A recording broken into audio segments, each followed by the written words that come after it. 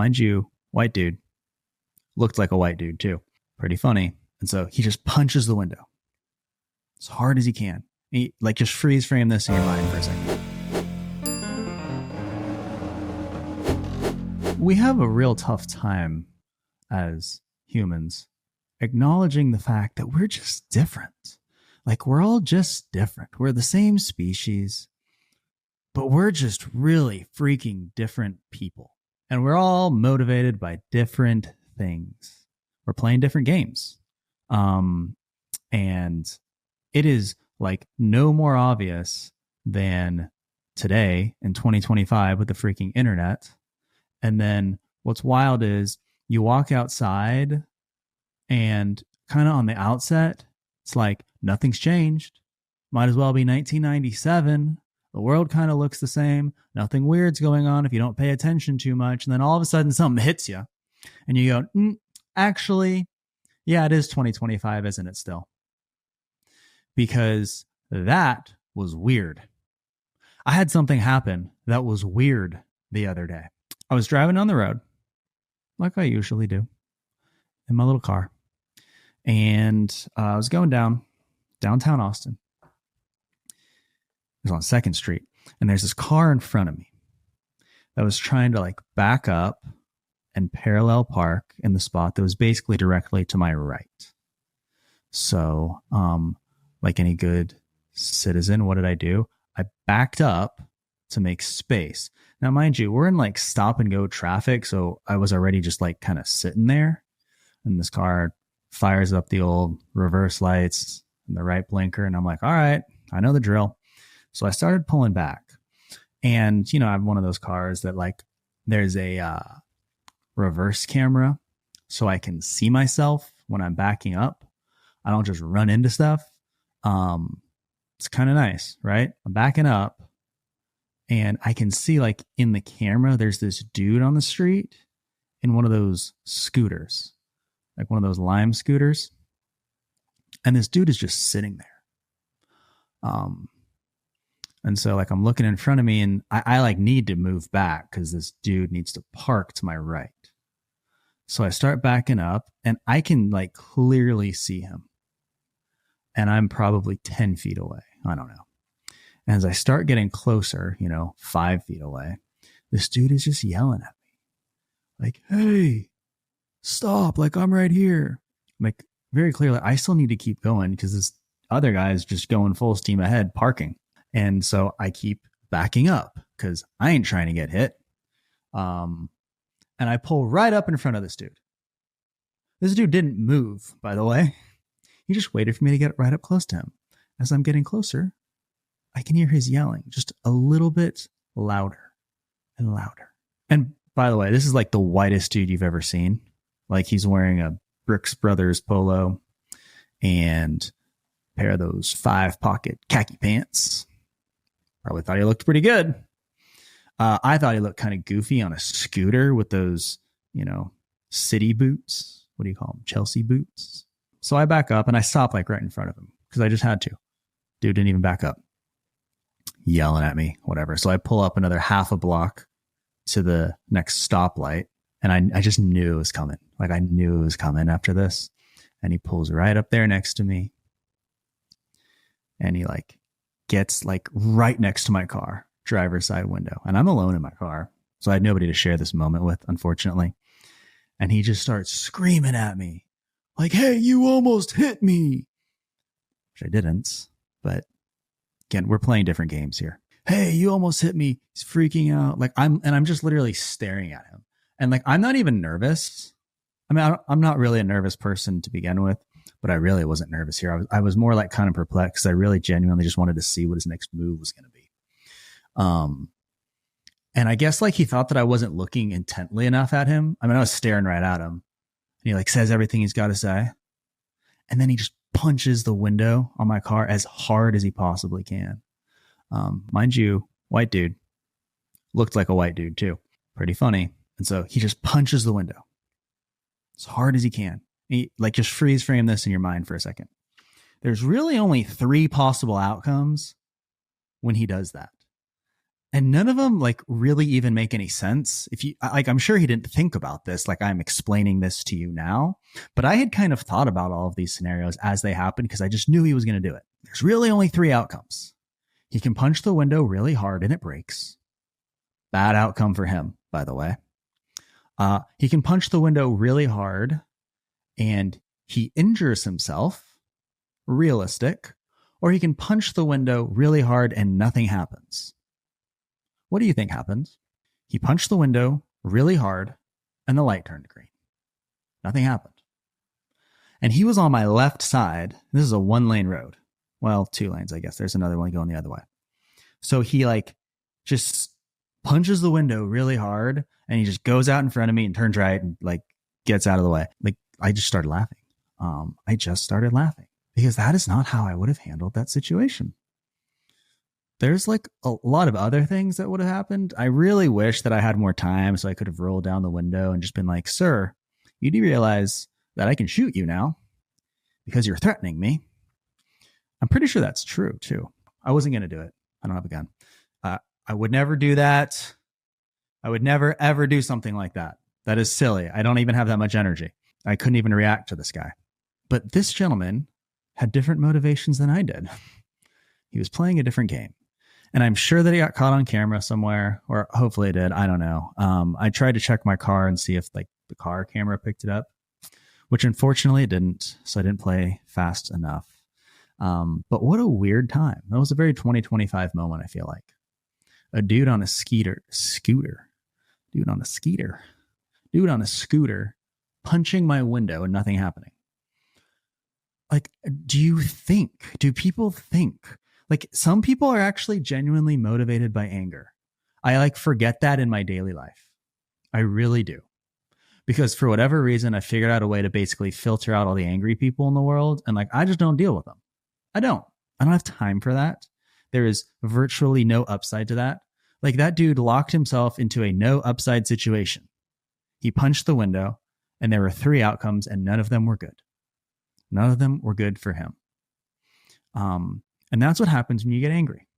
And maybe he like got off on that. Maybe he was really satisfied with the way he handled that situation. I have no idea. He scooted off. I didn't follow him. I don't have energy for that. And he just went on. And I feel like that's how a lot of people react and deal with situations that they don't like. Here's another thing that just came out like a week or 2 ago. And I guarantee you, by the way, people are going to like listen to this because they've heard about it. Surely, maybe, I don't know. It's pretty big news, or maybe it wasn't. We all listen to different things, right? This was like reasonably big news. And various people have meaningfully different reactions to this. But President Trump came out and said, yo, I want there to be 50-year mortgages. 50-year mortgages. At like the very base level, at like I did zero due diligence. I just saw a headline and said, oh, interesting. At like that kind of examination, that sounds like a really good idea, doesn't it? Wow. 50-year mortgage. I don't have to pay this thing off for 50 years. My monthly payment's going to be so much lower. This is fantastic. Like at the very base level, you are very excited about this. This is not a good situation, everyone. This is a bad situation.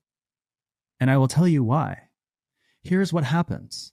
Everything in the world has a price that is based on supply and demand. That is how everything works. Okay? Well, okay. Everything in America. Okay. Most things in America, pretty much anything, but not everything. The important stuff, except for some of the important stuff. And here's what's going to happen. Okay. All of a sudden, you who had a budget of what do you want it to be? $500,000. You were searching for a house. You were talking to your realtor. You said, we're going to look for a house that's $500,000. All of a sudden, tomorrow, no way. Actually, my budget's $750,000. Outstanding. Guess what just happened? Every single other person who had a budget of $500,000 also has a budget of $750,000. You know what that means? Every single house that used to cost $500,000 now costs $750,000. Great. That's all that happens. This stuff is not actually that much more complicated than literally that. Literally that. And so people with different motivations, playing different games, are going to get wildly different outcomes. Because here's what's going to happen. All these houses are going to go way up in price. Guess what's not going to happen? They're like the price, like you're going to be behind on making those payments. You can meet the mortgage payment, whatever, but you're going to be financially behind because even more of that mortgage is simply going to pay interest. You're not going to get ahead. You might own the house outright, sure. And you're going to sell that house on average 8 years later with like basically no equity. And you're going to be in the literal same spot you were before. Mind you, in 8 years, they're going to change the rules again. Interest rates are going to be different. Maybe you can't get that 50-year mortgage. Maybe you can get a 100-year mortgage. Who knows? But it's absolutely disastrous. Like that's the type of loan that quite literally, like you take that loan out and you're actually not going to pay it off. Like, and the bank isn't even expecting you to pay that loan off in your lifetime. Think about that. So like a 30-year mortgage. Let's just say you bought a house super young. Because you used to be able to do that back in the day. You buy a house super young. Do people think about this stuff? I don't know. You buy a house super young, 25, whatever. You work for 30 years because that's what everybody else does. You pay that mortgage off. You're 55 with a paid off house. Okay. Like kind of reasonable. Maybe. I don't know. Now in 2025, you've got a 30-year mortgage. But now it can be 50. And so there's a marginal savings that happens when you go from a 30-year mortgage to a 50-year mortgage. And that savings isn't really, you're not saving on interest, and you're not saving on the fact that you're putting more money into the equity of your home. There's just a lower demand on your cash flow. What happens when people get more money in their pocket? What happens? This is not a trick question. If you had $200 today, on average, what would you do with that? You would spend it. So what happens when your monthly mortgage payment goes down by $200? What's going to happen? You're going to spend it. It's true. That's definitely what's going to happen at the population level. Okay. And so what do people spend their money on? Typically stupid stuff. So now all of a sudden we're going to be in this situation where people have way less equity in their houses. They're going to spend that marginal income on stuff that doesn't actually get them ahead in life. They're not going to otherwise invest it. Like, who would do that? And now you're going to have all these people who are going to be stuck in these houses for a lot longer than they otherwise would want to be. We're a much more agile society than we've ever been. People move way more frequently than they ever used to. And it's not just moving across town or different neighborhoods or upgrading. They're moving from like city to city to city just because they can. Well, now all of a sudden we're in a position where employers have the power again. They do. Have you tried to get a job lately? Because you can't. Employers have the power again. All of a sudden you might be out of jobs, but you're stuck in this house that you can't afford without your job, and you can't afford to sell it because literally all of your payments are just going to interest. And so instead of renting from your landlord, you're basically just renting from the bank. And yeah, you're renting from the bank by paying them interest. You're renting from the government by paying them property taxes, but you own a house. And mind you, you don't even like that house because it's way too small for what your life looks like 8 years later. But we bought it because we could have a 50-year mortgage, because I could afford it 8 years ago when I didn't think I could otherwise. That's what's going to happen. Sorry, it's stupid. You should not do that. Like, we should just go back to like 15-year mortgages. I don't know. Maybe that'll reset housing. That's what'll make housing work. Wait, that makes houses. Yeah, that makes houses less expensive. I just solved the problem. Wow. I should get a job. Everybody's playing different games, different methods of grading themselves. And, this is why some people like sports, by the way. Because if you think about it, sports, there's like one outcome. You win or you don't win. It's pretty much it. I guess you could tie, but that's not winning. That kind of sucks. You win or you don't win. The ball goes in the hole or it doesn't. That's it, right? There's just an outcome and you can't influence it. Well, you can influence it, but you got to practice and you got to work at it. And that's hard. And people don't like to do that. So sports, that's why people like sports. You can't just buy a championship. I mean, you can buy players, but they still got to play. Okay. This is also the reason that people don't like sports, because there's an outcome that has to be dealt with. And at the end of the day, it is just reality. The ball doesn't care who you are. It goes in or it doesn't. I feel like today everybody just wants to compare themselves to other people, because all we get to see is what other people do. Okay, I just saw this headline. It's on CNBC. Great publication, CNBC.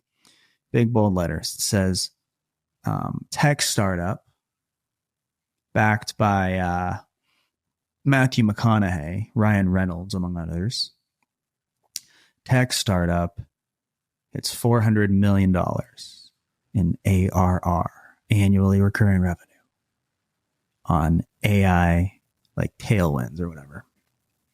And I was like, okay, that sounds stupid. Because if I see that, if I see like the qualifying factor about some sort of tech startup is that it's invested in by celebrities, that makes me automatically think it's probably pretty stupid. Right? I mean, that's what you thought too. It's like how like every celebrity has a tequila brand now. And like what comes first, the tequila brand or the celebrity? Like Tito, that's not tequila, but Tito, we know Tito. Tito, he's pretty good, but the vodka came first and then he became like a thing. He's a guy now. He's like a dude. You could be like Tito and be like, oh yeah, like I know who that is. But he was like, the chicken before the egg. But then there's Matthew McConaughey. He has his tequila brand, Pantalones, which just means pants. They're running out of words, Hey, what are you going to name that? I don't know. Pants. It's probably a discussion. He has a tequila brand and it makes me go, probably not very good tequila. Like, what does he know about tequila? I don't know. He knows about being a celebrity. He knows about being in movies. Does he know anything about tequila? Probably not a very good one. Okay. So that's how I feel when I see like these tech startups that are backed by celebrities. The problem is this one was 1Password. You know what 1Password is? It's kind of a big deal. Like, I feel like people actually use that. I've heard of it, is the point. I never once ever thought or knew that this thing was backed by celebrities. Maybe I'm just stupid. Are celebrities getting like smarter with their money? Or do we just care more? Or does CNBC have nothing else to like publish on? Like, why does this even matter? I don't know. But 1Password hit $400 million in annually recurring revenue. Mind you, now that I know all of that information, I can pretty much guarantee you that none of these people even knew that they like invested in this. Like, I'm serious. Like, there is no celebrity in the world that's like, I am like absolutely passionate about secure password management. I wake up in the morning and drink my tequila, my pantalones, and I say, I need to manage these passwords very well and bring this to the world. Not a thing. Okay. It's also, that doesn't really jive with the whole like social justice, Hollywood initiative thing. Because, like a lot of people, they don't even have access to the internet. They don't even have access to things that require passwords. So it's unjust. But no, McConaughey, Reynolds, Scarlett Johansson was on this list. They invested in a password manager. I guarantee you they didn't know they did it though. Like, there's no chance. There's no way in the world. I know how this stuff works. They had somebody who just manages their money who said, yeah, this looks like a good one. We'll try, we'll throw a few bones over there and call it good. That's what happened. But somehow this ended up being like, now it's a headline. This is the qualifying factor for this company. I kind of feel bad. Like 400 million. That's like pretty good. It's like very good actually. But no, the employees, the founders, nobody gets credit. Matthew McConaughey got all the credit. He probably put in like 50 grand. No one cares about any of the work that anybody did to actually earn that. Matthew McConaughey. Because we have different objectives in this world. And that is what made the headline. Nobody has original thoughts anymore. Nobody can do anything unique. We just have to compare ourselves to the latest and greatest celebrities. What if like normal people started getting around and started putting out like their own tequila brands? I'm not talking about like a tequila person putting out a tequila brand. I'm talking about like you and I getting together and being like, let's put out tequila. Because I'm sure that people really care about what we have to say about tequila and what we really think. And I'm sure that that'll go along well. It'll just kind of prove to you the whole thesis is like pretty stupid. I mean, I can understand like Michael Jordan coming out with basketball shoes. Like that seems pretty relevant. That's how we used to do things 30 years ago. Oh, you're pretty good at this thing. Yeah. Why don't you like make that thing? Like I could follow the logic. Like you didn't have to convince me. Oh, Michael Jordan's got basketball shoes.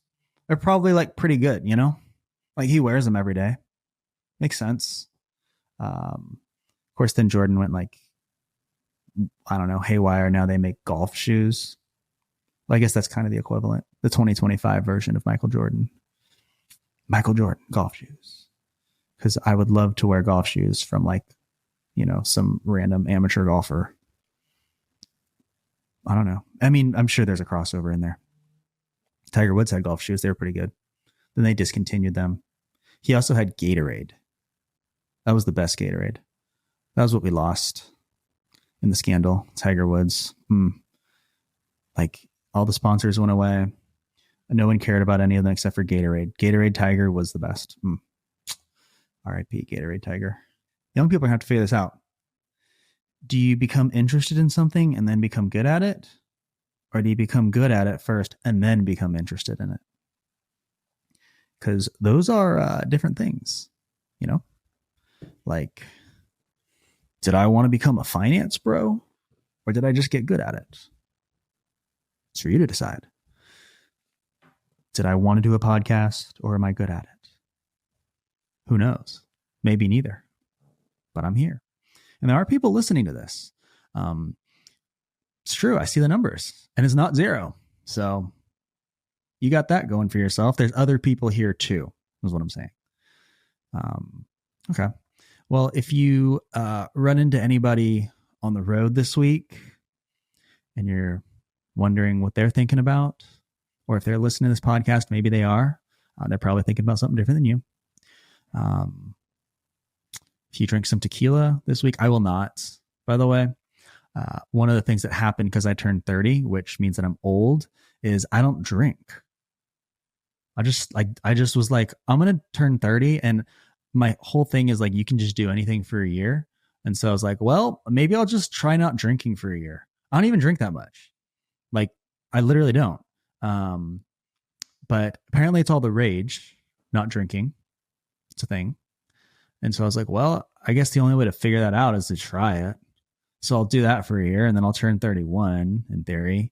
And when I turn 31, I'm either going to become like a raging alcoholic or I'll just never drink again. And I'll have to find another hobby. It wasn't really my hobby, but you know what I mean? So we'll see how that goes. All right. Let me know in the comments. How do you comment on this? No idea, but send me an email. If you have anything you want to tell me, if we have anything we should talk about, maybe there's a guest who needs to get on. Maybe there's not. Maybe I should just, muse by myself. It's kind of fun. We made it this far. We're going to keep going. Good night.